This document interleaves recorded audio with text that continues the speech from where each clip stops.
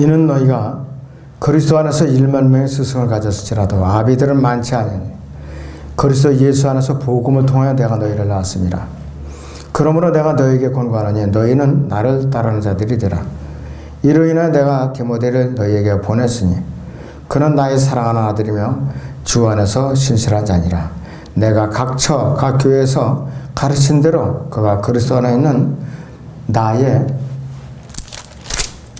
방도를 너희에게 기억나게 하리라 했습니다.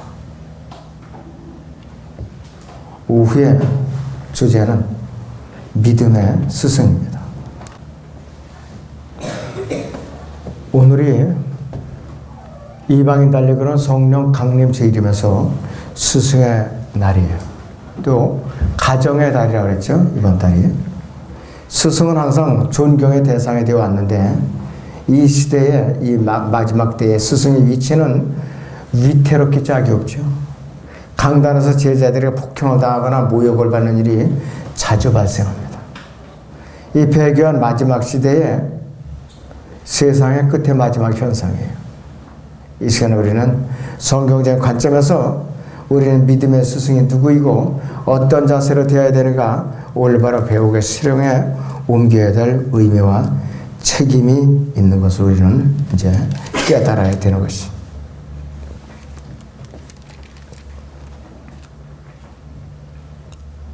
스승은 몇 사람인가?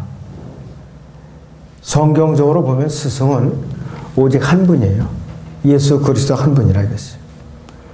우리의 영원한 구원의 근원이시고 믿음의 창시자이고 완성자이신 예수 그리스도만이 스승이시고 하늘 아래서 우리가 구원을 받을 수 있는 다른 이름을 인간에게 주신 적이 없어요. 그분에는. 또 그분만이 우리에게 길이요 진리요 생명이신 분이에요. 또 우리를 셋째 하늘로 데려가서 영원히 함께 하실 그분이고 영원한 제 생명을 주셔서 영원토록 통치에 함께 참여하실 그분이라고 그랬습니다. 자, 예수님께서는 마태복음 10장에서 제자들에게 이렇게 말씀하신 적이 있습니다. 마태복음 10장 24절을 보죠. 마태복음 10장 24절을 보냈습니다.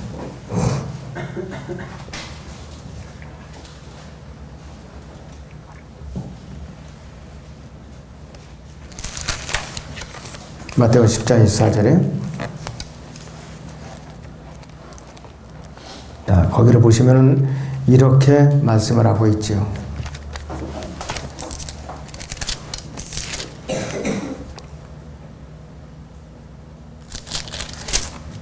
제자가 그 선생보다 종이 그 주인보다 높지 못하니라. 제자가 자기의 선생같이 되고 종이 그 주인같이 되면 그것으로 충분하니라. 그들이 그 집 주인을 비엘세부비라 불렀다면 그 집 가족들에게는 얼마나 더 심하게 하겠느냐 그랬습니다. 제자는 선생보다 위대하지 못하고 종은 그 주인보다 높지 못하다고 또 예수님께서 말씀을 하신 적이 있어요. 마태복음 13장을 잠깐 더 보겠습니다. 마태복음 13장 15절에서 16절을 봅니다.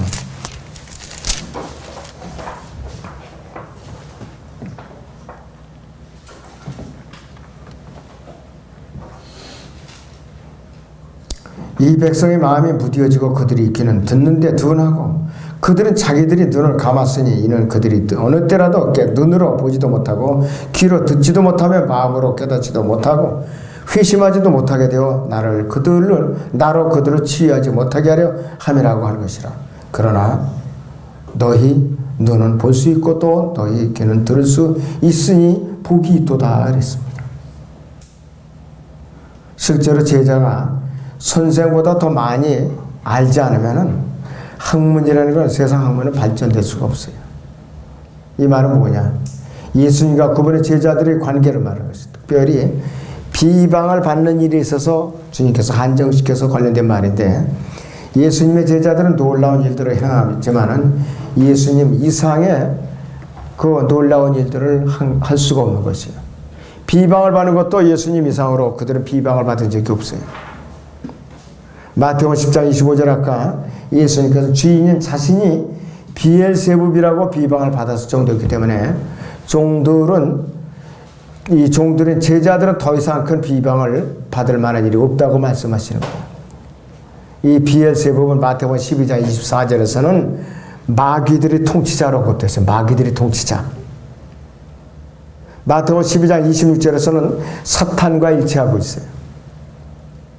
그런데 이 비엘세불은 열왕기하 1장 2절에 보면 에클론의 신이에요. 에클론의 신. 바알세불이에요. 그래서 좀 지저분한 용어인데 파리들이 신이라고 해요. 파리들이 신. 젊은 부자가 하나도 예수님께서 예수님을 향해서 어떻게 이제 물어봤느냐 질문을 하나 한 것이 있어요. 마태복음 19장 19절에 보면 이제 선생이라는 말을 썼어요. 선생. 그런데 보라 그랬습니다. 어떤 사람이 와서 주께 말씀드리길 선한 선생님 내가 영생을 얻으려면 어떤 선한 일을 해야 하리까 했습니다. 예수 그리스도를 시험하고자 했던 헤롯 당원들이 예수님께 질문했을 때도 선생이라고 칭언했고 사두개인들도 예수님께 질문을 할 때 선생님이라고 칭언했어요. 이들이 선생님이라고 예수님을 호칭한 이유는 목적이 어디 있었느냐? 예수님을 시험해가지고서 꼬투리를 잡기 위해서 불순한 동기에서 예수님을 선생님이라 했지 존경한다는 마음에서 선생님이라고 부른 것이 아니에요. 그런데 예수님께서는 종교 지도자들에게 세 가지 용어를 갖다 금지를 시켰어요. 마태복음 23장 8절에서 12절을 보면 세 가지 용어가 나와요. 마태복음 23장에 8절에서 12절을 봅니다. 8절부터 그러나 너희는 랍비라 불림을 받지 말라. 이는 너희 선생은 한 분 곧 그리스도요 너희는 모두 형제이기 때문이라. 또 땅에 있는 사람은 너희 아버지라 부르지 말라. 이는 너희 아버지는 한 분 곧 하늘에 계신 분이시기 때문이라. 또 너희는 선생들이라고도 불리지 말라. 이는 선생님은 한 분 곧 그리스도이기 때문이라. 너희 가운데 가장 큰 자는 너희의 종이 되어야 하리라. 누구든지 자신을 높이는 자는 낮아질 것이요 자신을 낮추는 자는 높아지리라. 이렇게 말하고 있어요. 본문에서 예수님께서 세 가지 호칭에 대해서 금지하고 있어요. 랍비, 선생, 아버지 이렇게 이제 금지하고 있어요. 자, 랍비라는 말은 유대교에서 그들의 종교 지도자들을 부르는 말이에요. 예수님께서는 당시에 가장 유력한 두 종교 집단이 있었어요. 바리새인들과 서기관들이 있었는데 그들은 자기들이 랍비라고 부름받는 것을 좋아했다고 그랬는데 이들에 대해서 예수님께서는 위선자라고 꼬집었어요. 위선자. 사실은 랍비도 예수님 외에는 불림을 받을 수가 없는 거예요. 근데 자기들이 랍비라고 대접을 받는 거예요. 그 다음에 아버지라는 말, father라는 말이 있어요. 로마 카톨릭에서 사제를 부를 때 father라고 그러죠. 신부들 godfathers라고 불러요. 이 관습이 어디서 왔냐? 바빌론 신비종교에서 온 것이에요. 바빌론 신비종교에서. 이스라엘, 북왕국 이스라엘 열지파도 마찬가지. 이들도 그 당시에 왕이 없고 그러니까는 당시에 레위인 중에 한 사람을 갖다 미카라는 사람이 자기 가정제사장으로 세워요. 가정제사장으로. 형상하고. 그래서 단지파가 이렇게 내려와서 보니까 형상이 있고 또 가정제사장을 별도로 두고 있으니까 자기들이 탈취해갔죠. 강제로. 탈취해갔다고 해요. 네가 한 가정의 제사장보다 우리 10지파의 가정제사장이 되는 게, 제사장이 되는 게 어떠냐 이것이에요. 그러니까 이 사람은 또 이 돈이 뭔지 거기에 또 관심이 끌려서 따라갔다 이것이. 그러니까 미카가 왜 우리 걸 도둑질해 가느냐 그러니까는 이들이 타당한 이유로 됐죠. 우리 10지파를 대표해서 우리가 제사장으로 모시는데 네가 왜 나서느냐. 너는 다시 돌아가라. 그래서 끽소리도 못하고 돌아간 걸 우리가 알 수가 있어요. 그래서 종교 지도자들을 아버지라고 부르는 것을 금지했는데 이 교황이라는 말이 포프죠. P-O-P-E, 포. 이것이 헬라어로 파타라고 그러는데 아버지라는 말에서 나온 것이에요. 그래서 이것이 이제 파파나 팝이 이제 팝이라는 말로 이제 나왔고 영어의 팝은 뭐냐? 양육하는 젖이라는 말이에요. P-A-P. 그래서 이 말은 양육하는 아버지라는 의미인데 민수기서 민수기 11장 12절에서는 양육하는 아버지, 누구에게 적용하느냐? 모세에게 적용하느니 말이에요. 그런데 오늘날 이 로마 가톨릭의 최고 권력자는 바리새인들과 같이 모세의 자리를 자기들이 대신 차지하고 앉아서 행세하는 자들이에요. 마태복음 23장의 2절을 봅니다. 말씀하시기를 서기관들과 바리새인들이 모세의 자리에 앉아 있으니 그들이 너희에게 지키라고 한 모든 것을 지키고 행하라. 그러나 그들이 행위는 본받지 말라. 이는 그들이 말만 하고 행하지 않음이라. 이는 그들이 지기 힘든 무거운 짐을 묶어서 다른 사람들이 어깨에 지워놓고 자기들은 그것을 옮기는데 손가락 하나도 대려고 하지 아니함이라 그랬습니다. 그러니까 위선자죠, 이것이.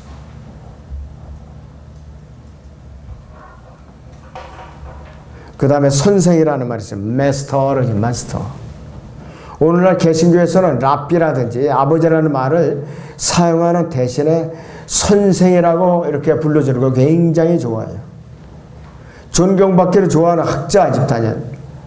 예수 그리스도 소지 그분만이 선생이라고 가르치고 오히려 선생의 입장에 서게 되는 것을 조심하라고 그러는데도 불구하고 이들은 선생이라고 부름을 받기를 좋아한다, 이것이.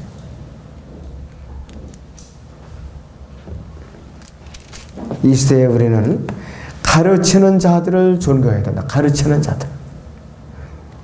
가르치는 자들 중에 대상이 누구냐면 교회의 지도자들에 대한 송사를 하는데 함부로 하지 말고 두세 증인이 꼭 있어야 되고 분명한 증자가 있어야 된다 그랬습니다. 디모데전서 5장을 보죠. 디모데전서 5장 17절에서 19절을 봅니다.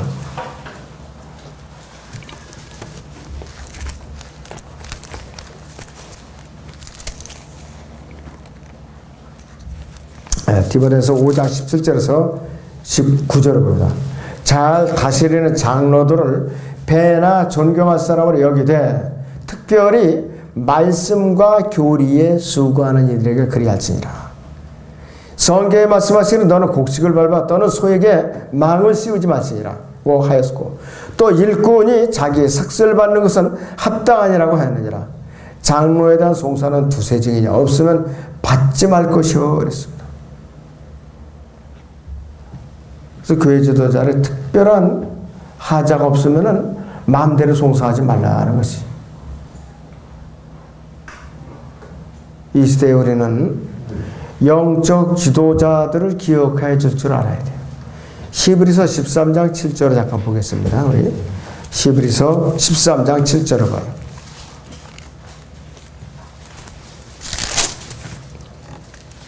하나님의 말씀을 너희에게 들려주고 그랬어요. 하나님의 말씀은 너희에게 들려주고 너희를 다스리던 자들을 기억하고 그들이 행실의 결과를 관찰하여 그들이 믿음을 따르라 그랬습니다. 영적인 다스림의 지도자예요.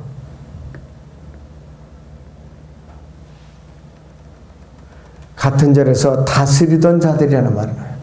하나님의 말씀을 들려주던 사람들이에요. 이들은. 또 고린도서 5장 17절에서는 잘 다스리는 장로들을 배나 존경할 사람을 여기되 그랬고 또 디모데전서 5장 24절을 보겠습니다. 디모데전서 5장 24절을 보죠. 어떤 사람들이 죄들은 먼저 드러나서 먼저 심판으로 나아가고 또 어떤 사람들은 그 뒤를 따르나니 그랬습니다. 자, 이렇게 이제 얘기를 하고 있죠. 그런데 이 장로에 대한 송사하는 투세 증인이 이제 없으면은 받지 말라고 그랬는데 이 사람들이 분별 없이 지금 고소시대가 돼갖고서 교회 안에서도 고소 고발이 그치질 않아요. 법정으로 끌고 가는 건 보통 문제가 아니라 이것이. 17절을 보세요. 다시 고린도서 5장 17절에 잘 다스리는 장로들을 배나 존경할 사람을 여기되 특별히 그래서 여기 특별히라는 단서가 붙어요. 특별히 말씀과 교리에 수고하는 이들에게 그리할지니라 그랬어요. 말씀과 교리에 수고하는 자들이 그리할지니라 그랬어요.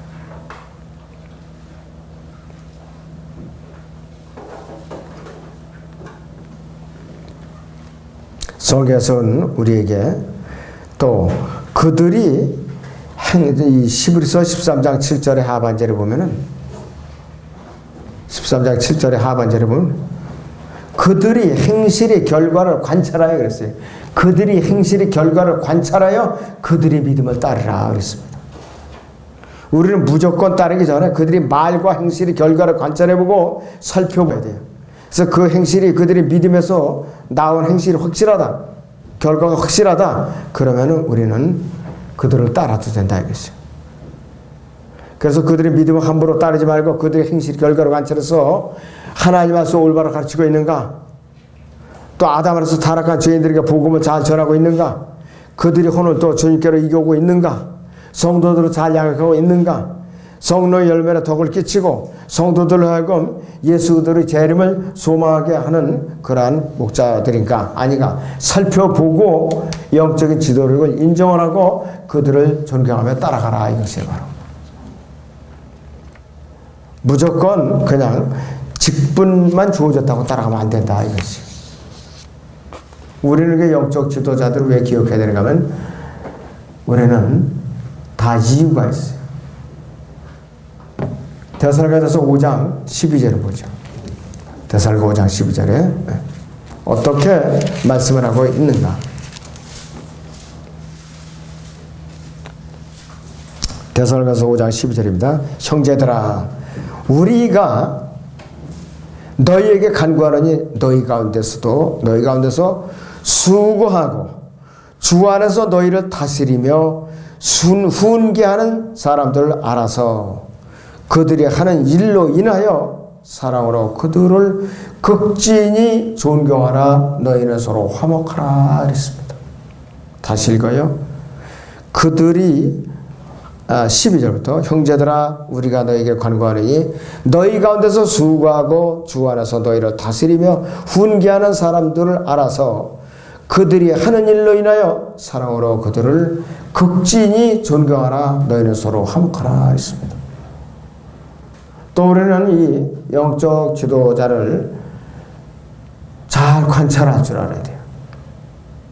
사도 바울과 같이 믿음의 선한 싸움을 잘 마치고 지킨 사람들을 잘 관찰해야 된다 이것이. 그 다음에 그들에게 우리는 또 복종할 줄 알아야 돼요. 그리고 그들을 또 수시로 문안할 줄 알아야 돼요. 히브리서 13장 24절을 봅니다. 히브리서 13장 24절을 보겠습니다.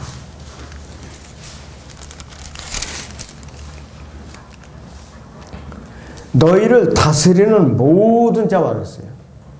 너희를 다스리는 모든 자와 모든 성도들에게 문안하라 그랬어요.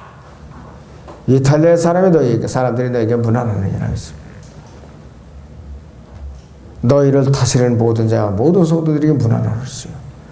그 성도 사이에 서로 담을 쌓고 살면 안 되죠. 연락 두절 상태. 침묵은 금이요. 요런 때는 엑스페예요. 침묵은 금이요가 안 되겠어요. 서로 소통이 있어야 된다. 어제 우리 그런 산행 및 보물찾기 위해서 속에 인도 쌓였던 것이 그 간증들이 자기 여러 가지 어려웠던 것들이 저절로 그냥 조조조조 막 나오잖아요. 막 나와요. 박 목사님 내부는 그렇게 사람이 그리웠대요. 너무 떨어져 외톨이 있어가지고. 그래서 우리 모두 한번 데려오라. 핑계대지 말고 이제는 내가 여러 번 나도 왔으니까 여기서도 한번 좀 운전 좀 해보셔. 그러고 이제 부르더라고요. 그래서 내가 이제 알았다고 얘기를 했는데 날짜는 내가 장담은 안 했어요. 어떤 걸. 여러분들의 조건이 이제 맞으면 이제 맞춰서. 그럼 왜 우리는 영적 지도자에게 순종을 해야 되는가? 다시 히브리서 13장 17절을 봅니다. 너희를 다스리는 자들에게 순종하며 복종하라. 너희를 다스리는 자들에게 순종하며 복종하라. 그들은 너희 혼두를 위해 깨어있기를 그랬어요. 너희 혼두를 위해 깨어있기를 자기들이 마땅히 설명해야 할 것처럼 하느니라. 그리스도의 심판서가서 자기가 한 일처럼 예수님께 설명해야 할 것처럼 그렇게 깨어있는 사람들이라 이것이요. 그들이 기쁨으로 하게 하고 슬픔을 하지 않게 하라. 이는 그것이 너에게 유익이 이제 없음이라 했어요. 만약에 영적 지도 교회 안에서 담임 목사나 영적으로 앞선 사람들을 근심하게 만들면 유익이 될 게 없어요. 그 사람을 따라가는 사람들이 손해를 본다 이것이. 성도들은 자기들이 목자에게 순종하며 복종을 할 줄 알아야 돼요. 또 그들에게 우리는 문안할 줄 알아야 돼요. 안부를 물을 줄 알아야 돼요. 24절 보시. 너희를 다스리는 모든 자와 모든 성도들에게 문안하라 그랬어요. 이탈리아 사람들이 너에게 문안하느니라. 은혜가 너희 모두 함께 있을지어다. 아멘. 침묵은 금이요 무소식은 희소식 이것이 아니라 예수 그리스도 안에서는 잊을만 하면은 자주 문안을 했고 안부를 서로 묻고서 서로 위해서 기도해 주는 거예요. 무슨 일이 또 있었는가 기도 제목도 또 이렇게 기억하고 1년 내내 전화 한 통 없이 하필 아주 내가 굉장히 궁색하게 몰려 있을 때에 와서 손바닥이나 벌리고 나쁜 소식이나 전해주고 또 교회에 부채질하는 그런 나쁜 소식이나 전해주면은 그 사람은 어떤 사람이냐? 교회에 해악을 미치는 사람이에요. 해악을 미치는 사람이라고 했어요. 영적 지도자에게 순종해야 되는 첫 번째 이유가 뭐냐? 자기에게 맡겨진 양떼를 가르치고 훈계하는 사람이기 때문에 양무리가 순종을 해야 된다 이것이. 하나님께서 그들을 감독자로 세우셨어요. 양떼를 의로 훈육하며 또 양떼로 해서 기도하고 돌보는 사람들이에요. 돌보는 사람들. 사도행전 20장을 잠깐 보죠. 28절을 보겠습니다. 사도행전 20장 28절을 봅니다.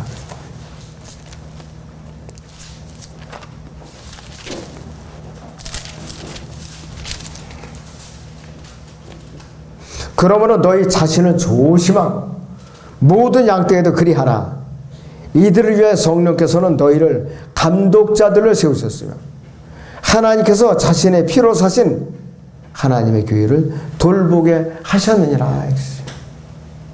하나님께서 자신의 피로 사신 하나님의 교회를 누구에게 돌보게 했느냐? 신실한 목자에게 맡겨주셨어요. 목자. 자, 목자와 사꾼 목자는 어떤 차이가 나는가? 요한복음 10장 같이 보겠습니다.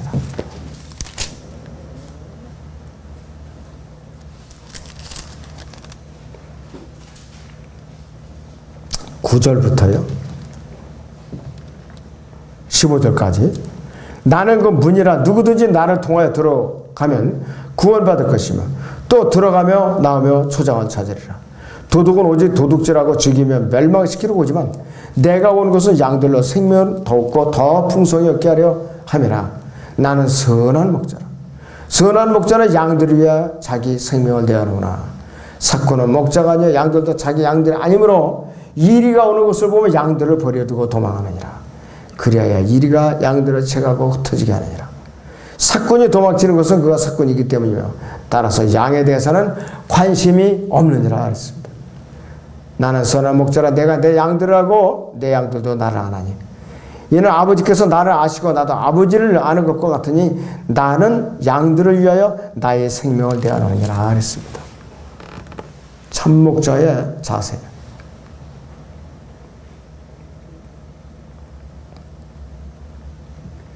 자, 그래서 양들의 큰 목자이신 예수 그리스도를 죽은 자들로부터 다시 이끌어내신 평강의 하나님께서 영원한 언약의 피를 통하여 이렇게 우리에게 약속하신 거예요. 왜 우리는 영적 지도자에게 순종하는가? 두 번째, 그들이 치리하는 자이기 때문에 치리하는 자들. 자, 데살로니가 전서 5장 12절을 보죠. 데살로니가서 5장 12절을 봅니다. 형제들아 그랬습니다. 우리가 너희에게 간구하느니 너희 가운데 수고하고 주 안에서 너희를 다스리며 훈계하는 사람들을 알아서 그들이 하는 일로 인하여 사랑으로 그들을 극진히 존경하라. 너희는 서로 화목하라 하겠습니다. 데살로니가서 5장, 디모데전서 5장 17절을 보세요. 디모데전서 5장의 17절 봅니다. 잘 다스리는 장로들을 배나 존경할 사람으로 여기되 특별히 말씀과 교리에 수고하는 이들에게 그리할지니라 했습니다. 그래서 이 양무리가 이 영적 지도자들을 따르지 않고 그들이 지도에게 복종하지 않는 자들에게는 유익이 없어요. 양떼들은 종종 이단에 빠질 수가 있고 거짓길에 빠질 수도 있고 또 믿음이 파괴될 수가 있고 그리스도의 심판서가서 모든 것이 불에 타버리는 자기들의 공력을 쉽게 이렇게 바라볼 수가 있는 사람들이에요.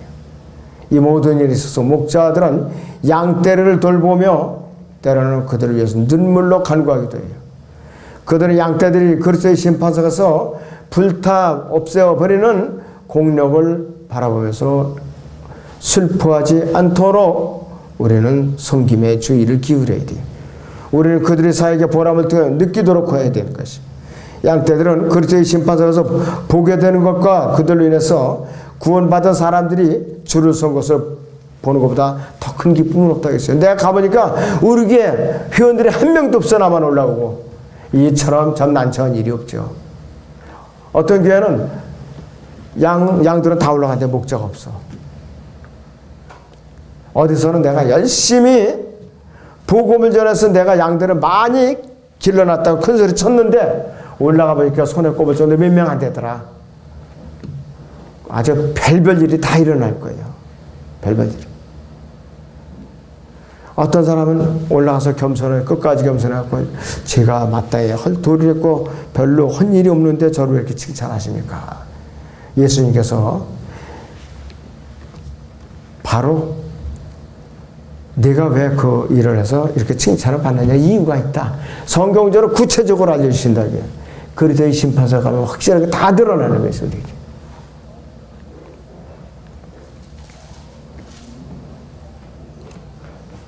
자, 그래서 이 모든 일에서 목자들이 양떼를 돌보며 때로는 그들을 위해서 눈물로 간구하기도 하죠. 이 목자들은 양떼들이 그리스도의 심판서가서 그들이 공력에 다 불타버리는 것을 이제 보면서 슬퍼하지 않도록 우리가 뒷바라지를 잘해야 되는 것이죠. 그들의 양떼들이 그리스도의 심판서 불타버리는 공력을 바라면서 슬퍼하지 않도록 섬김의 주의를 기울여야 되는 것이죠. 우리는 그래서 이 양머리를 맡은 목자들에게 우리는 어떻게 해야 되느냐? 주의를 기울이고 보람을 느끼도록 도와줄 책임과 의미가 있어요. 양떼들은 그리스도의 심판석에서 보게 되는 것 같이 그들로 인해서 구원받은 사람들이 줄을 서 있는 것보다는 목자들을 기쁘게 해주는 것이 없다. 내가 복음을 전해서 양육시킨 사람들이 아주 그냥 줄을 쫙 서 있더라. 얼마나 기분 좋겠어요. 양떼들이 그리스도의 심판서에서 상을 받고 또 왕관들을 받는 것을 또 보는 것보다 더 즐거운 일이 어디 있겠느냐 이것이. 기껏 그 교회 성도들이 몇몇 간신히 올라가긴 올라갔는데 많은 민이 보는 앞에서 그 우리 교회 성도들이 칭찬을 고사하고 시큰히 하다만 맞고 우리가 그리스도의 심판서 가서 그러려면 목자로서 이거 참 난처하죠. 낯은 뜨겁고 응? 모른 체 할 수도 없고 아는 체 하자니 더 부끄럽고 그런 날이 앞으로 올 거예요.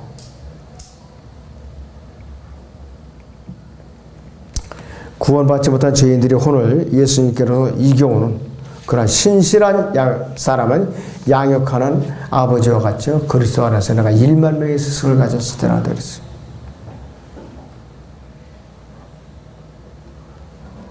우리를 위해 기도하라는 이 말씀은 여기서 우리라는 말이 누구냐?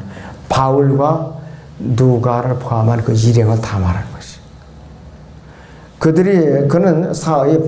바울은 자신이 직접 하나님께 간구할 수 있었음에도 불구하고 성도들에게 기도 부탁을 합니다. 성도들에게. 무장시키기 위해서.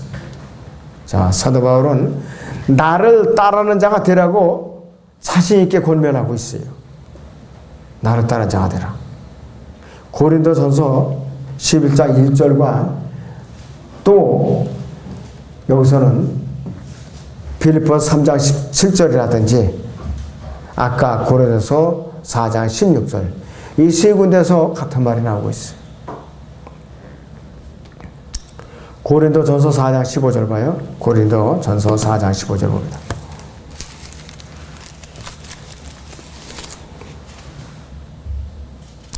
이는 너희가 그리스도 안에서 1만 명의 스승을 가졌을지라도 아비들은 많지 아니하니 그리스도 예수 안에서 복음을 통해 내가 너희를 낳았음이라 했습니다. 새로운 출생이라 이것이요. 거듭남이라 이것이요. 중생이라 이것이요.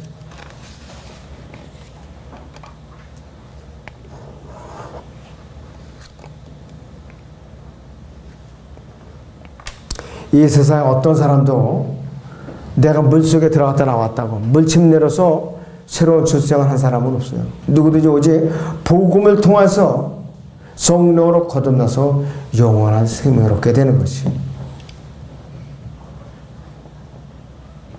복음의 정의는 고린도서 15장 3, 4절에 똑같아요. 이는 성경대로 그리스도께서 저희들을 죽으시고 장사됐다가 성경대로 셋째 날 다시 살아났다 이거예요. 자, 사도 바울은 드디어 나를 따르는 자가 되라 선포합니다. 드디어 자기 자신을 선포해요. 고린도서 4장 16절부터 고린도전서 4장 16절.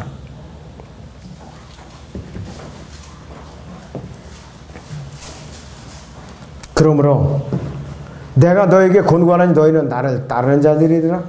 이로내어 내가 디모데를 너에게 보냈으니 그는 나의 사랑하는 아들이며 주 안에서 신실한 자니라.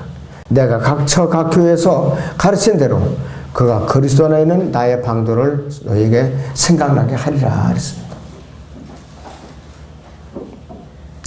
예수님께서는 주님께서 지시한 길을 따라내가 다른 길을 갔어요.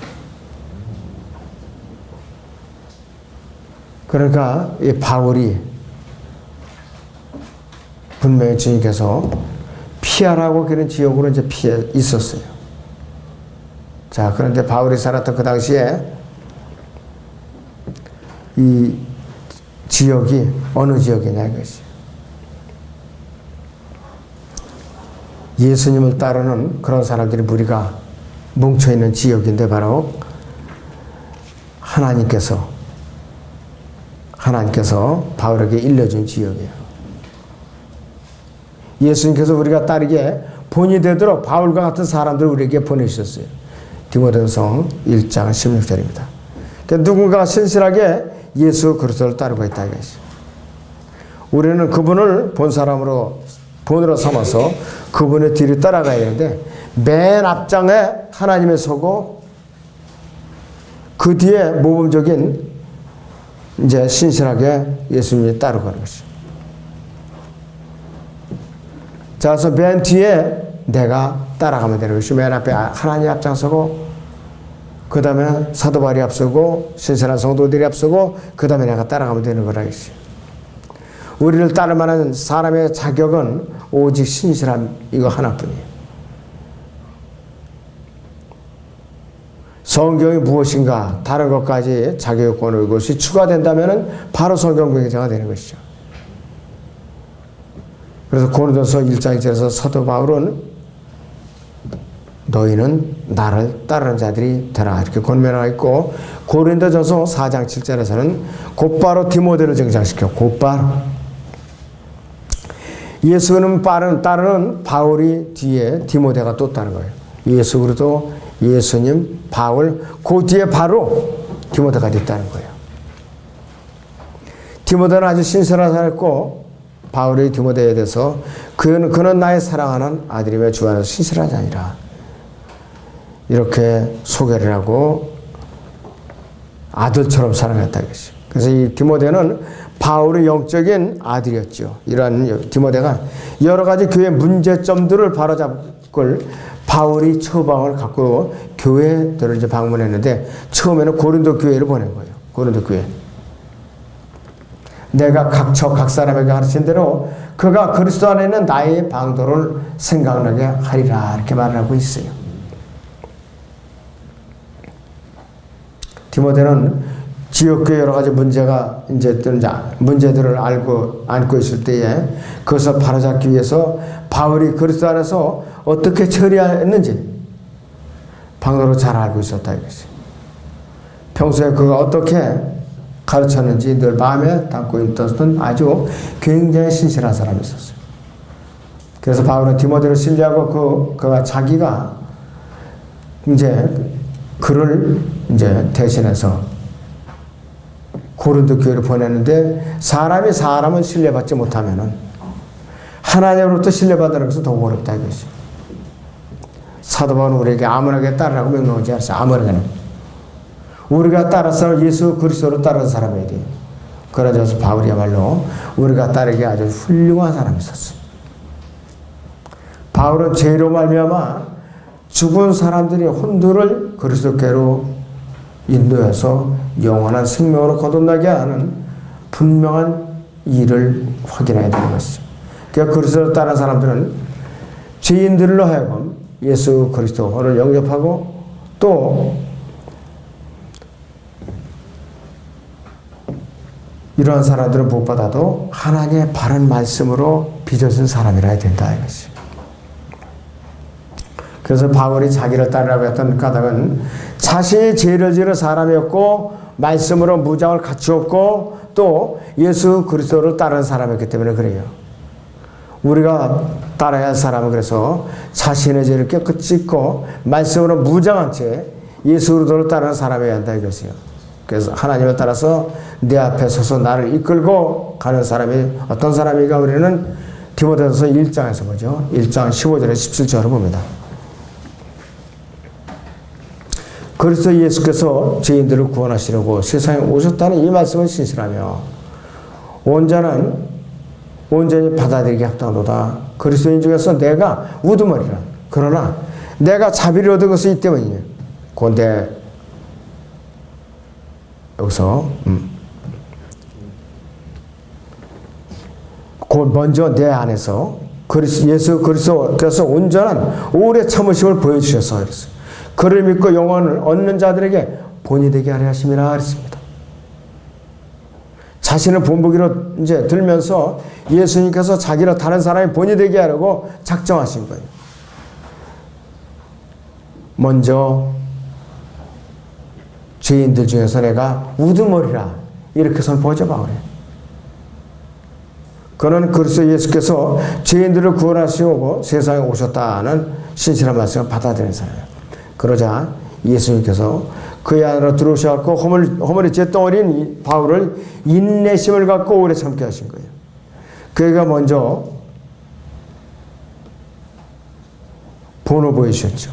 왜냐하면 예수님께서는 이러한 바울을 본으로 삼아 많은 사람들이 예수 그리스도를 믿고 영생을 얻도록 하시려는 계획이 있었기 때문인 것이요. 그리스도인들이 필요로 하는 지도자들은 예수 그리스도 한 분뿐이에요. 사람이면서 모든 점에서 예수 그리스도 그분께 완전히 주장하는 삶을 살 수가 있습니다. 예수 그리스도 자신의 삶으로 충만해 있는 사람이고 구원받지 못한 혼들을 한 사람을 따르는 것은 사람을 따르는 것이에요. 예수님을 따르는 것이죠. 따른다는 것은 단순히 좋아하는 것이 아니라 그가 하는 일에 적극적으로 동참하는 거예요. 적극적으로. 자, 우리는 빌립보서 3장 17절에 보죠.